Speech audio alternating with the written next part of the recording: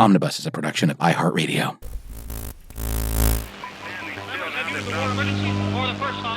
is Jim, and receiving this message. We are Ken Jennings and John Roderick. We speak to you from our present, which we can only assume is your distant past, the turbulent time that was the early 21st century.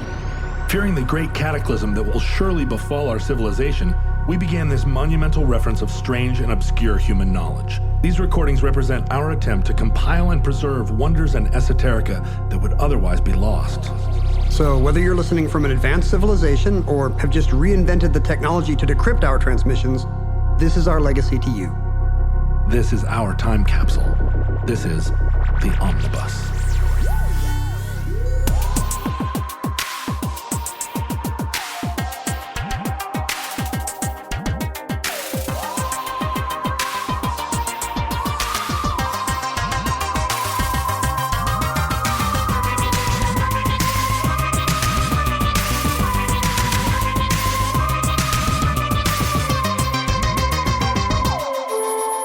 You have accessed entry 1178.1K0626, certificate number 50326.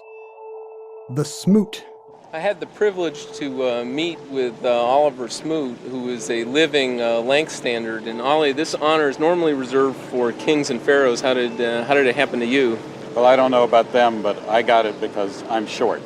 5'7", I guess, is below average these days. Okay, and how many Smoots was it across the bridge? 364.4 and an ear. How tall are you? I am 5'10". Like I used to say, I'm 5'11" when I was a little short, but I've been getting a little shorter in my 40s. Yeah. I'm pretty much straight up 5'10" now. Yeah, I have always said I was 6'3" because I was always 6'3", but I went to the doctor not long ago and they said I was 6'2", which infuriated me. I refused to accept the measurement. I appealed to the concept of measurement uncertainty, which is that no two measurements of a single thing can ever really be identical. Were you appealing to, the photons of light entering the doctor's eye might actually... No, I was saying your machine isn't calibrated correctly. The thing about measurement uncertainty is there are a lot of different ways that uncertainty can be produced. It's the Heisenberg principle. That's the new bell sound for you, is the raspberry. Too lazy even to find the bell. It's right over there. Or too messy. I had a very tall friend who was 6'9", and he would always say 6'8", I think. Oh. Because he thought that would be slightly less freakish. Sure. But now he's in his 40s as well, and now he's actually I'm sure he's probably 6'7" or 6'8". Yeah, exactly. you lose more the higher you go. It varies with time of day. You should have had your doctor measure you in the morning. Well, that's what I'm saying. I mean, measurement uncertainty, it can be calibration of instruments. It can be your system of measurement. It can be the procedure of measuring a thing. It can be the skill of the measurer. It could be whether you're wearing shoes. It can be the time of day. It can be the environment. They don't measure you with shoes. That's the problem. But thick socks, inch-thick socks. I'm going to go home and come back with my thickest wool socks, and we're going to do this again, doctor. So to really get an accurate measurement of a thing, we end up measuring it multiple times with as great a degree of accuracy as we can, and then we kind of average the results. I mean, and there are... we have instruments that can measure things to, the angstrom, but we still cannot, we cannot perfectly measure a thing. Ask anybody who's ever done any home repair, Right. Always just measure more than once. Measure twice, cut once. Measure twice and average them together, and you'll somehow get a different number, weirdly, using the same tape measure. But I tend to measure 3 times and cut between 1 and 3 times. Yeah, the ratio is usually 2 to 1. They say measure twice, cut once. So if you measure 3 times, you have to cut 1.5 times. Yeah, what I tend to do is cut long, try it. If it's long, sometimes you cut long and it fits perfectly because you want to get a little wedge in there. Other times you have to shave a little micro bit off. That's the haircut principle. You always want to err on the side of long. It's also the principle behind the intactivist movement. Oh. Anti-circumcision. Intactivist. Wait, you do not know the word intactivist? No, but that's wonderful. There's an intactivist running for president in this great land of ours right now. The intactivist. Andrew Yang is on the record as having intactivism as part of his platform. If you circumcise your male children, it's effectively genital mutilation, and you'll effectively deprive them of a lifetime of pleasure. The internet is full of genitally insecure people who are saying this all the time. Is circumcision part of the Mormon tradition? The Mormon tradition is silent. Because you're a Western people, you could be reinventing the wheel. I come from a long line of people that follow religious prescriptions. What's the Alaskan tradition on circumcision? I think have a marmot do it. I think in having been born in 1968, it was still the general practice, the accepted practice in the United States. Yeah, it was more boys than not. Are there things that you think of as being one Ken Jennings?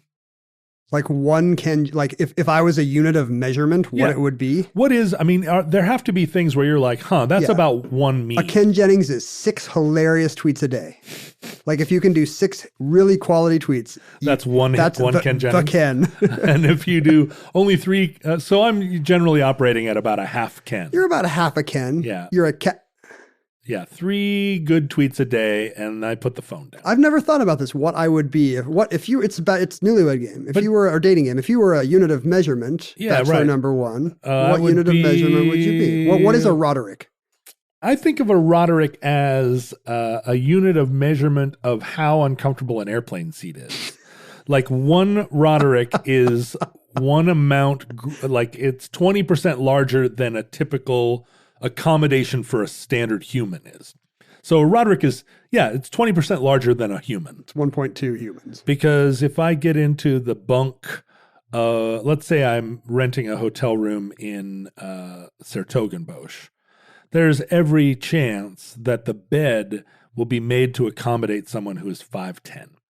And so my 6'3/6'2"-ness is just too big for the bed, by which I mean a bed with a headboard and a footboard.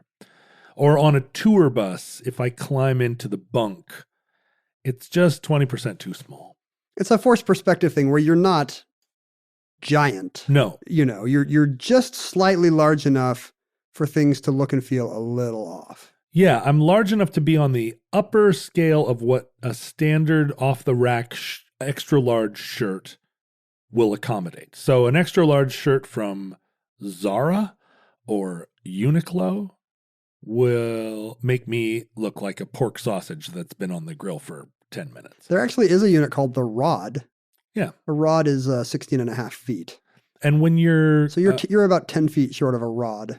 When you're like orienteering or adventuring in the wilds, if you're in like a canoeing portaging environment, rods are still... It's a pretty big if, by the way. Yeah. For most of our listeners. As someone who went to Outward Bound as a teenager, we talked about rods as a measure of distance all the time. Really? Yeah, because we were portaging our canoes from lake to lake. And so when you thought about the distance from this lake to that, and you're carrying a canoe and all your bags, you're very frustrated. It's hard work. And so we talked about those distances in rods. Just as a way to distract you from the disagreeableness of Well, it? I don't know. I feel like maybe a rod is the length of a canoe. Or at least we sort of thought of it. Canoes 16 aren't and a half 16 feet. and a half That would be a big canoe. It would. It would be funny if you still thought of everything in rods today and you had to convert in your head. Just like, how many rods? Someone's like, the speed limit here is 55, and you're like, yes, but how many rods per hour is that? Right. Well, there are lots of alternative measuring systems that attempt to either address those issues or do it comedically. Like the furlong is 660 feet. That was once a more standard thing. You would say, the village is a few furlongs over there. Yeah, a few furlongs away. And now it's just horse tracks. Furlongs are only commonly used in horse tracks, but there's also there's like a modern, somewhat humorous system of measurement that's referred to as the furlong, the firkin, and the fortnight. Furlong being 660 feet, the firkin being... What's a firkin? Volume? A firkin is a measurement of weight. A firkin is 90 pounds. 90 pounds. And a fortnight is 14 days. So we don't really talk about, I mean, I guess if you're in the United Kingdom, you can say like, it's a fortnight away. It's more of an estimation, right? 2 weeks. It would be very hard to, because a lot of your fortnight usage is going to be decimal. If you're like, I'll be there in 10 minutes, you're not, I'm not going to text somebody, I'll be there in 0.00018 fortnights. Right. I guess I could if that was how if you're calibrated that way, if you're thinking in decimalization of fortnights, there's nothing inherently wrong with that. We had lots of people when we talked about Celsius and Fahrenheit reminding us that Fahrenheit makes a lot of sense for atmospheric measurement because it's just a measure of air hotness. When it's 100 degrees, the air is 100% hot. You're all the way to hotness. Right. And when it's at 0, you're at 0% hot. That's about as cold as it gets lots of places. So in different domains, these different systems work great. And at one time, there were just dozens of parallel ones because, there'd be one for people making barrels and one for guys loading ships and one for fishermen. And everybody would have their own systems that made sense. Well, in the UK, you still hear people refer to their weight in terms of stone. Yeah. Like I'm 12 stone or whatever. Stone is 14 pounds. Which is not a unit of human weight that comes up much. It's very hard to lose or gain a stone. Yeah, right. 14 pounds. Although, as a bigger guy, I can lose 14 pounds or gain it. I need to lose a stone. I just don't know the way to do it. I need to ask British people, not the bake-off people. I used to, my weight would fluctuate 10 pounds either way, and I wouldn't notice. If I'd gained 10 pounds, I think I'd be like, something's weird. But it was always frustrating to other people who, if they gained 10 pounds, it was like, oh no. And for me, it's like, oh yeah, last week I guess I lost 10 pounds. Weird when you're, again, 20% larger than a person. Yeah, for you, a stone would be, really you should have your own stone. A Roderick stone. Should be 1.2 human stones. But you can measure things in that furlong, firkin, fortnight system. You can, people have measured that 1 furlong per fortnight is actually about 1 centimeter a minute. Oh. So it is. That's not a unit I use much, the centimeter per minute. But. No, but this is, there you can like cross-pollinate these systems. One of the most famous, I guess, American and most commonly known hilarious measurement is the Smoot. What is a Smoot? Well, for instance, like a Sagan is also an American system of measurement. Is it Carl Sagan? Yeah, a Sagan refers to billions and billions of a thing. Like 2 billion? No, billions and billions. Oh. So multiples of billions. So a lot, basically. If you have a billion of something, that's not a Sagan. No. But if you have enough that it's comfortably in the mid-range of billions. Yeah, you need to be able to... There's a Sagan number of human souls on Earth right now. Right, there is a Sagan of human souls. You can... Except he didn't believe in the soul, so he'd be very angry. Right, there are billions. I mean, are there billions and billions? I suppose 6-7 billion is billions and billions. I don't think he meant billions of billions. Right, it's not multiplicative. I would agree. Right. But I don't know have if a perfectly good word for that. This was the problem with my, this comes up a lot when you use the term a couple. Do you think of a couple as 2 or 3? I think a couple has to be strictly 2, but Really? I've had to be corrected on this point. I am firmly in the a couple is 3 category. Because in your personal life as well? Because this was a dispute that came up one time many, many years ago on the island of Maui between my dad and me. Back when Maui had mostly dirt roads. My dad and I were in a little store, and there was a rack of comic books, and I said, "Can I have a couple of comic books?" And my dad said yes. And I brought 3 to the counter, and he said, "I said 2." And I said, "No, you said a couple." And he said, "A couple means 2." And I said, "A couple means 3." And he said, "You brought 3, and so now you get none." Whoa. And I was like, "None?" Your dad's like King Solomon of comic books. Yeah, he cut the baby in 2. And I was infuriated, so infuriated that I'm still infuriated that he did not recognize that a couple surely means 3, because otherwise you would just say 2. It seems like your definition is self-serving in that it gets you another Batman comic. Well, yeah, I didn't read Batman, but yes. I wasn't a Batman comic book reader. What kind of fool do you take me for? What were the comics? Do you remember? Spider-Man. Right. The great comic book. He's funny. He's an everyman. He's a kid. I'm looking up couple in Merriam-Webster's Collegiate. Well, sure. They're going to say 2 because... They do not think you should get a third. Keep going. Here we go. Definition 4. You're in luck. After several definitions that only get you 2 comics. Definition 4. An indefinite small number. Few. Thank you. A few. A couple is a few. And did you know that God has spoken on what a few is? Oh, how many? Let me see. It's got to be less than 5, right? In the first epistle of Peter, chapter 3, verse 20, Peter is talking about Noah's Ark, and he says, in it, only a few people, 8 in all, were saved. Oh, okay. Well, a few, if you're talking about like how many people are, compared to the population of Earth that it's getting flooded. Right. I mean, how many French soldiers made it back from the invasion of Russia? A few. So it's contextual. Yeah. If you have a few bacteria in your mouth, that could still be hundreds of thousands, right? But it's a few relative to the potential of the thing. But there is no such ambiguity in the Smoot. Well, so the Smoot is a unit of measurement that we can date very clearly to October 1958, when it's unclear whether you would classify this as a prank or as a, you didn't belong to a fraternity, I'm guessing. No. Did you belong to a Smarty Pants fraternity, one of those non-fraternity fraternities? Not, or like Phi Beta Kappa or whatever? Yeah, something like that. No.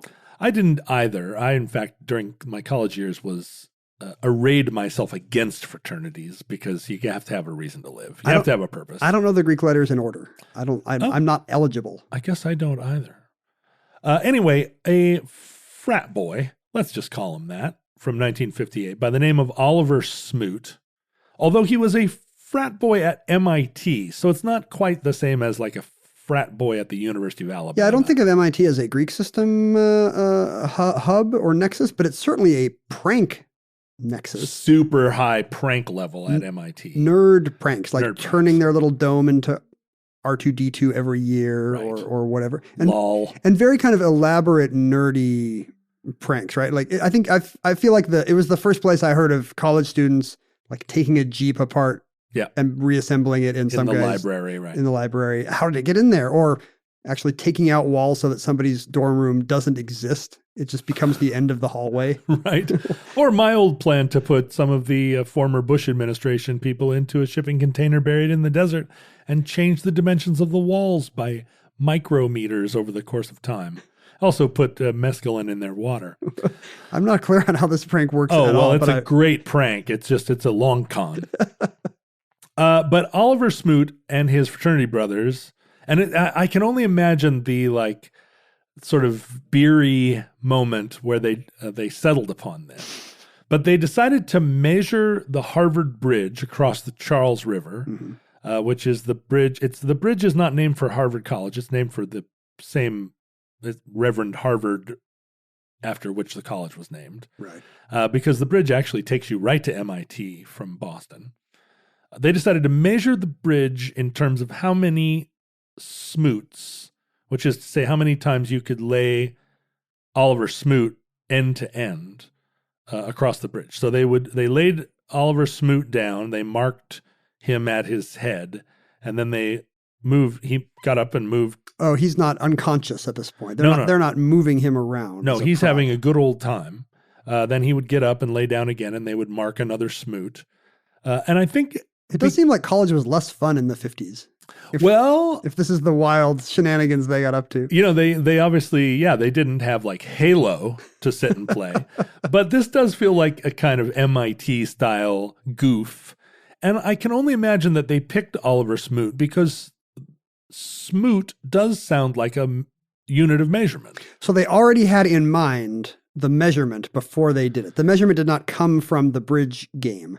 There have not been like extensive interviews of his fraternity brothers because the prank seems somewhat self-evident. Also, who is this a prank on? Exactly. Well, that's what I mean. It's not a prank. It doesn't qualify as a prank. It's a Gedanken experiment. I think it's maybe a prank on the citizens of Boston. It might have even been a prank on Oliver Smoot. They might have said like, this is some hazing. Yeah. You have to go lay across the bridge. You have to go lay down at every single point on Harvard Bridge. But it stops being a prank on Oliver Smoot because about halfway across the bridge, he got tired of laying down and standing up, laying down. I mean, it's like a CrossFit exercise. This is a guy who got into MIT. He can figure out a smarter way to do this. So what ended up happening is his fraternity brothers would pick him up and move him.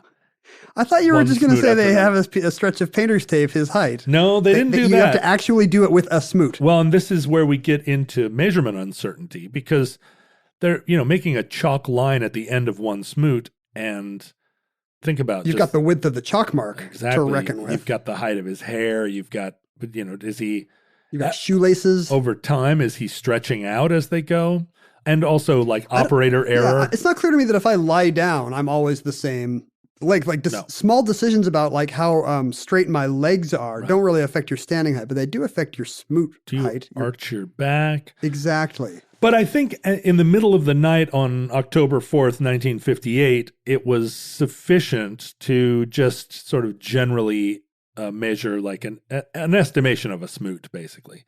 And they came up because Oliver Smoot is 5'7" tall, and that even is probably a rounding.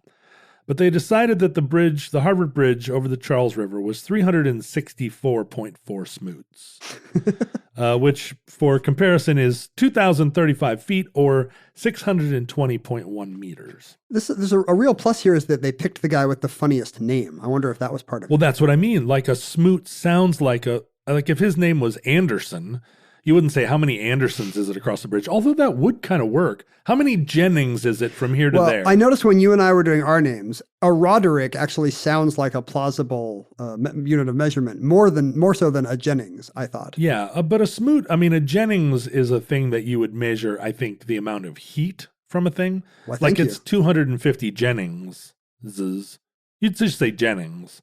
Because the measurement of heat would be a Jennings. It does seem like it would be named after some Scottish scientist, right. Like Sir Humphrey Jennings, who invented this kind of engine, lends his name to... 400 Jennings is what's required to get a man to the moon. And what you can also do that's funny is to put the Latin prefixes on stuff, like a millijennings. A millijennings, right. Do you know the fake unit, the millihelen? What is the millihelen? That's the amount of physical attractiveness a woman needs to launch one ship. Oh, right, because of Helen of Troy. Right. I think that there are plenty of those. Like, for instance, there's a measurement of area called a barn.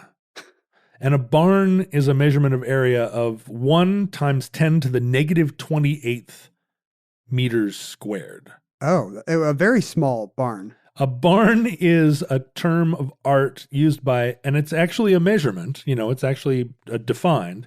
It's used by particle physicists to describe a very small area necessary, but I think a pretty large area in terms of measuring atoms passing through if you're trying some kind of aperture. Yeah, if you're trying to like measure atoms that are coming from the Big Bang or whatever, or like photons, you're trying to do it, and it's a very difficult process to do, equivalent to trying to hit the broadside of a barn. Oh. And so a barn is this measurement in particle physics of like the unlikelihood of being able to measure a certain photon.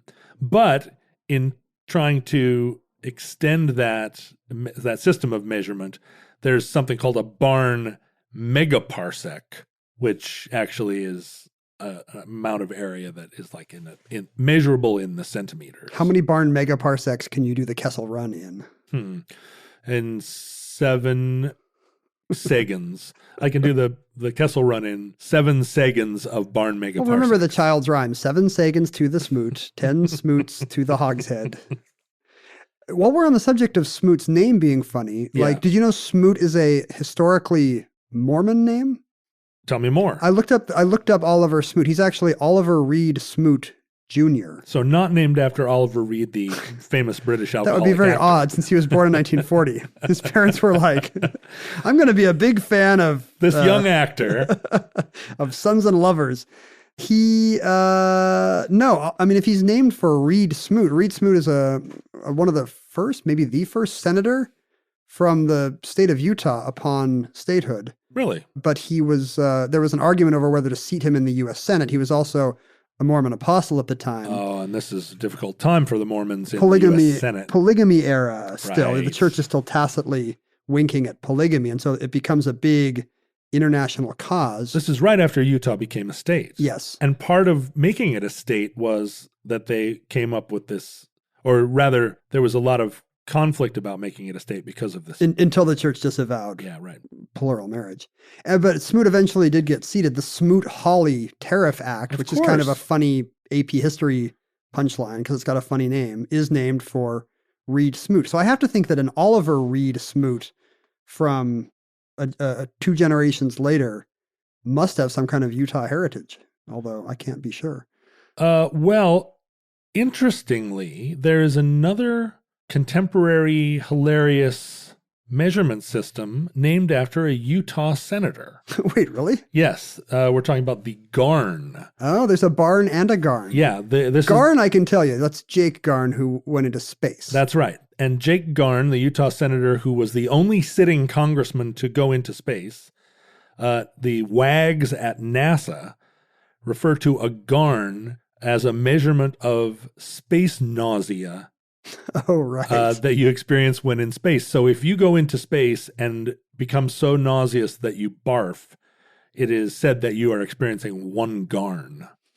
So I suppose you could have an amount of space nausea where you didn't barf, where you would be a portion of a Garn. There's a lot of measurement uncertainty with something like nausea. Yeah, which right, is like- very subjective. It's kind of like the measurement of when a woman is in childbirth and they say, point to the unhappy face that is you right now. Well, there is often a set of benchmarks, even for things like, weather scales, where it'll be like a storm of 0.7, it might be related to the damage that it's caused, not to a number you can point out of wind speed or anything like that. Well, and that's true of a lot of our systems of measurement. Like we say things like how many times around, if you laid all the cable from a computer down end to end, it would circle the earth. Kids love that. Go back and forth to all the M&M wrappers ever sold could go to the moon and back 72 times or whatever. Or it's as long as 5 football fields. Or that's very helpful to me. I like seeing area in terms of a U.S. state. Like if somebody says it's as big as Rhode Island. Look how big Bavaria is. It's as big as exactly. Right. We all the time go into a bar and order a shot. But what is a shot? Wait, does a shot come from? Is it related to the shot you shoot? No, it's not. It's just a shot of liquor is its own measurement, but from bar to bar, a shot can be poured 100 different ways. A cord of wood. What exactly is a cord of wood? I mean, if you put 10 cords of wood next to each other, it's not really a measurement of weight, it's a measurement of area. I wonder if these are all gone. If we're the last people that will know that there's cord, a wood-specific thing, or a ream, a paper-specific thing, or a hundredweight, because these are left over from a time where industries created their own standards, and you would grow up and your kids would learn how the shop worked. And and now we're standardizing everything for laboratory reasons, and now it's going to be all cubic liters and now that we have kilograms. A meter as decided upon. There's not even a real kilogram anymore. But we still talk about explosive power in terms of tons of TNT. Right. What the hell does that mean? Like, am I supposed to picture that? Like 40 tons of TNT in the jungles of Southeast Asia or in the deserts of Arizona. That reminds me of a thing I really don't like, which is when they tell you how many Hiroshimas something bad is. Like, really? Isn't it? I don't know how too soon is to turn a humanitarian catastrophe like that into a unit of measurement. Like, it's as sad as 6 9/11s. Yikes. It's as bad as 100 dead babies. But the thing about a smoot is that the smoot... So does it get used? The smoot became, for a long time, I think, the city of Boston... resented the smoot because every year the frat brothers of Lambda Chi Alpha at MIT would go out in the middle of the night and they would redraw the smoot lines. They would just draw a chalk mark every 5 feet 7 inches along the bridge. They didn't get Oliver Smoot graduated in 1962 and was gone and went and got a law degree, but they continued to propagate the smoot as a system of measurement, and Boston didn't like it. But over time, it became a beloved tradition. This is the turbo encabulator thing where engineering humor kind of became recognizable outside the lab. That's right. And within MIT, which absolutely is obsessed with units of measurement because they're producing engineers and scientists. And Hiroshimas. They are also producing Hiroshimas. But they continued to do this until Boston started to celebrate it. Now, the Harvard Bridge has gone through many incarnations over the decades. It was built between 1882 and 1891. And there was a lot of conflict between the city of Boston and the city of Cambridge over who would pay for it and how it would be built. But it was built on a kind of like the course of the Charles River. Underneath the Charles, there's not a ton of bedrock there. It's a lot of gravel and mud and silt.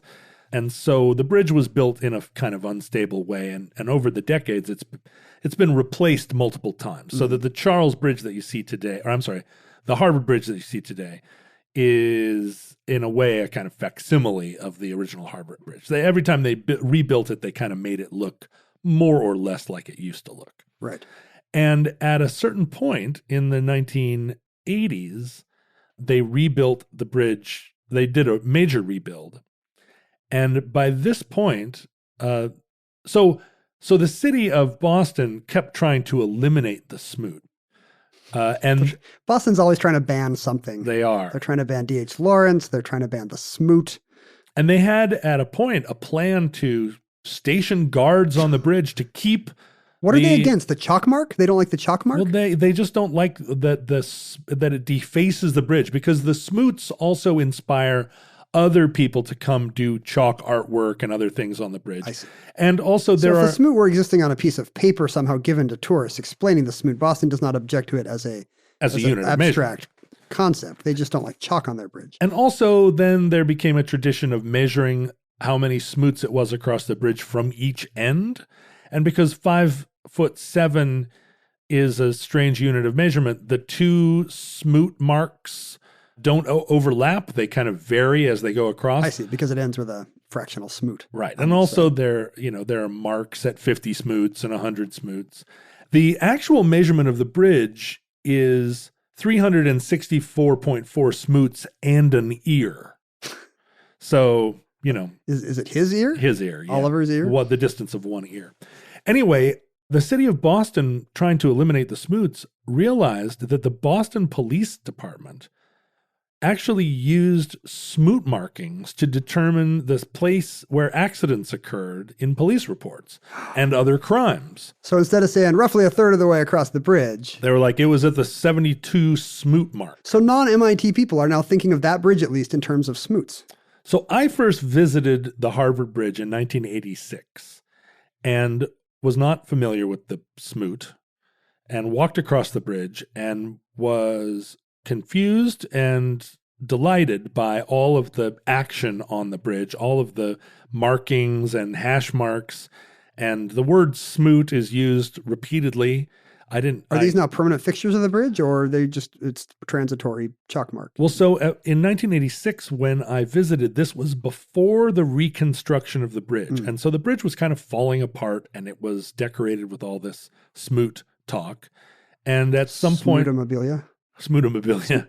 At some point when I was visiting MIT or Harvard during that visit, I asked somebody what the hell that was, and the Smoot story was explained to me, part of MIT lore.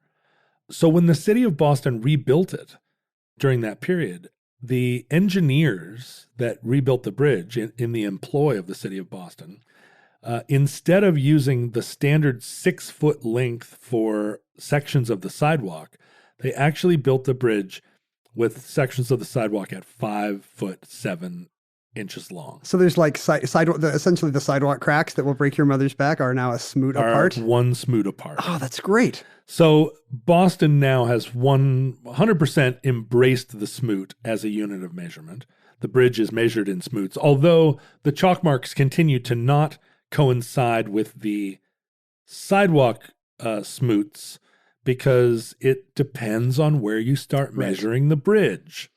And so there are lots of markings of various systems of Smoots. It's a measure of how, MIT style engineers now have kind of control all of our access to information that you can now turn Google Earth to measure things in smoots So as Google- opposed to kilometers or miles. Google Calculator, Google Earth, and Google Maps all offer you the opportunity to measure things in smoots, or they did until recently.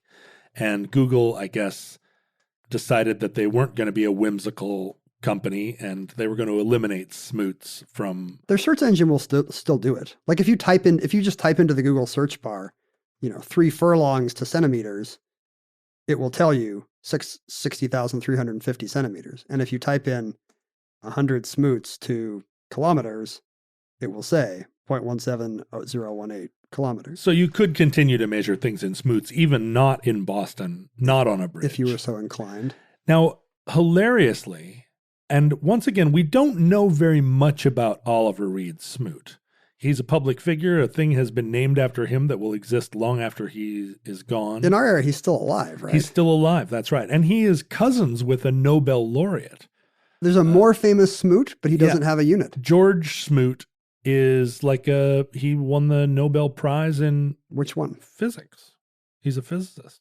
So the thing that impresses me the most about George Smoot's resume is that he is one of 2 people ever to win $1 million on Are You Smarter Than a Fifth Grader? Didn't you appear on Are You Smarter Than a Fifth Grader? I did not win the $1 million prize. But you did appear on the show. I did. Here's what happens. When the final question comes up, you are effectively betting your whole boodle on the final question sight unseen. Ah. So the host, fake redneck Jeff Foxworthy, who is actually like an IBM engineer pretending to be a redneck comedian now, will tell you, do you want to walk with your $500,000 or do you want to see the final question?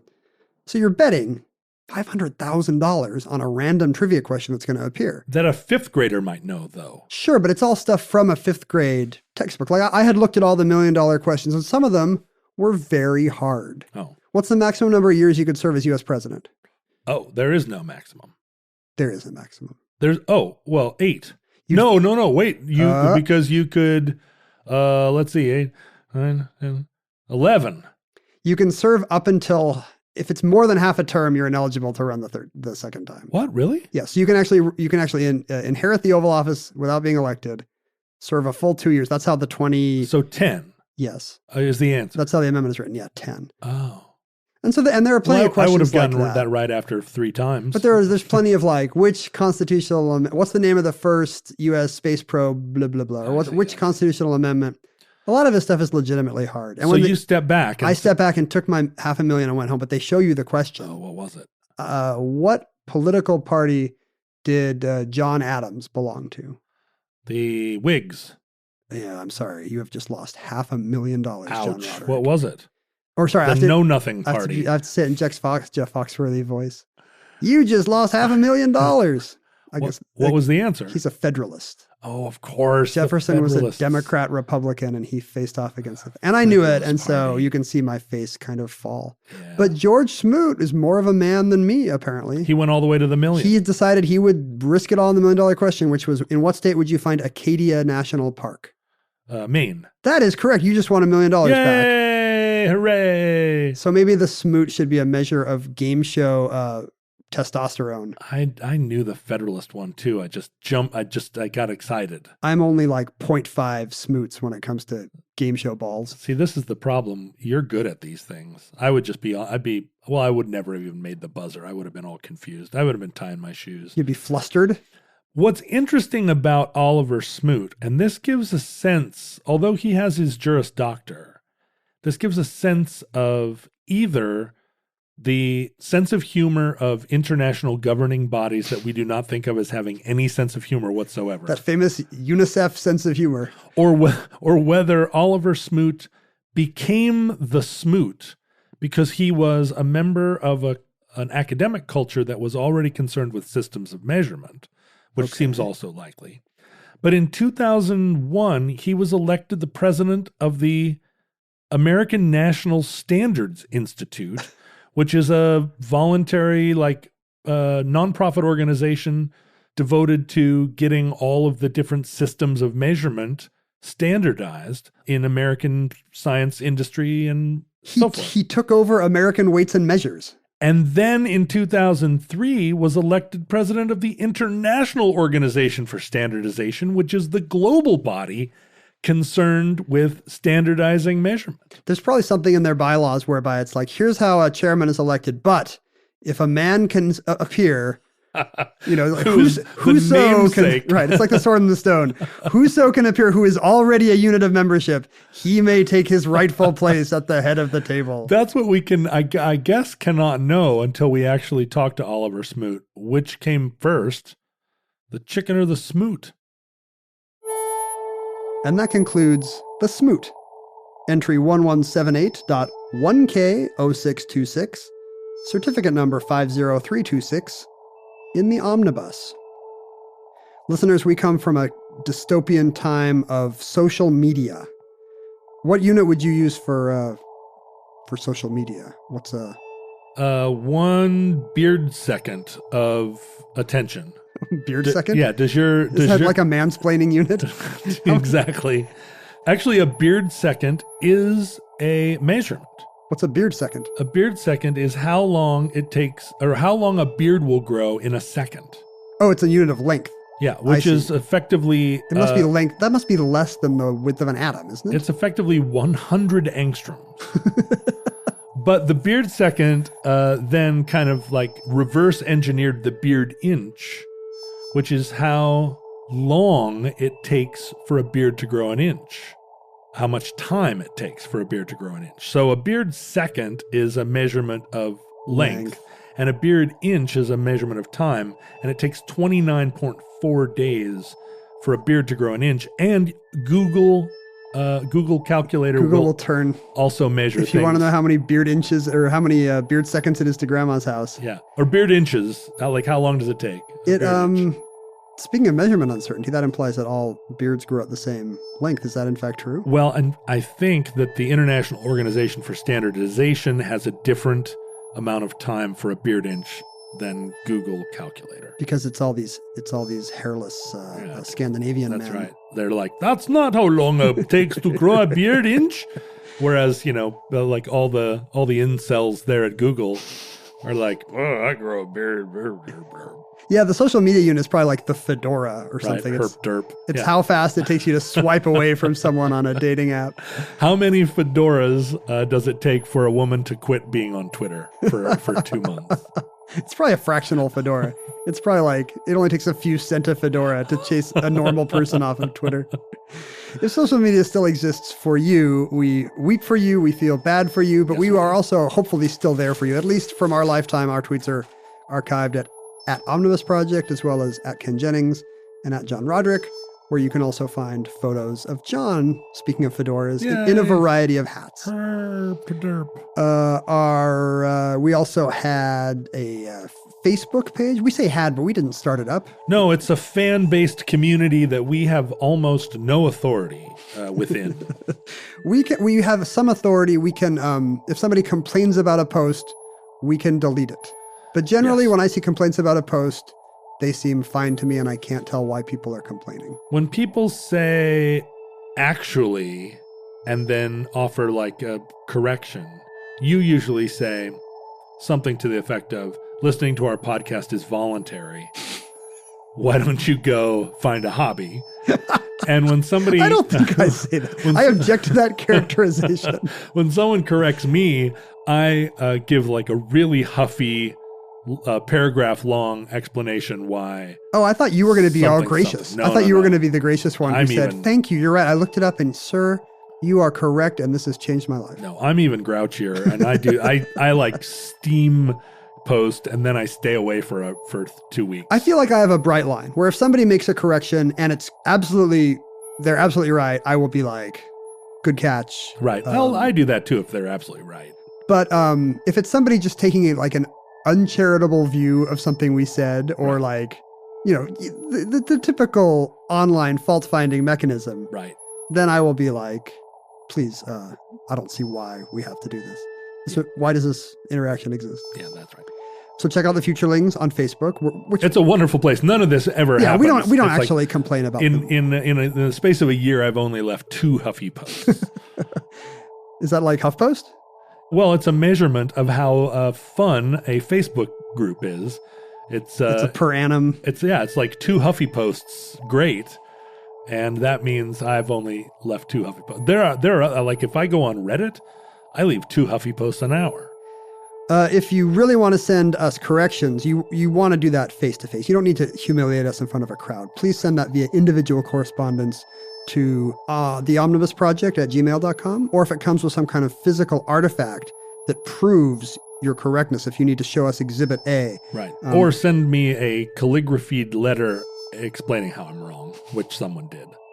Did that make the medicine go down easier? Yeah, it did. It was very nice. Then you can send those via postal mail to the Omnibus Project, P.O. Box 55744, Shoreline, Washington, 98155. Futurelings, from our vantage point in your distant past, we have no idea how long our civilizations survived. We have no idea how many beard centimeters are left. We need an episode. We need a unit of measurement for the omnibus. Oh, right. It's how many millennia the omnibus has survived? How many millennia away the futurelings are? I was thinking maybe it's like a 1 hour and 12-minute increment that has about 26 minutes of content. How many omnibi will be left till the end of the world? We hope and pray that the catastrophe we fear may never come, but if the worst comes soon, this recording, like all our recordings, may be our final word. But if Providence allows, we hope to be back with you soon for another entry in the Omnibus.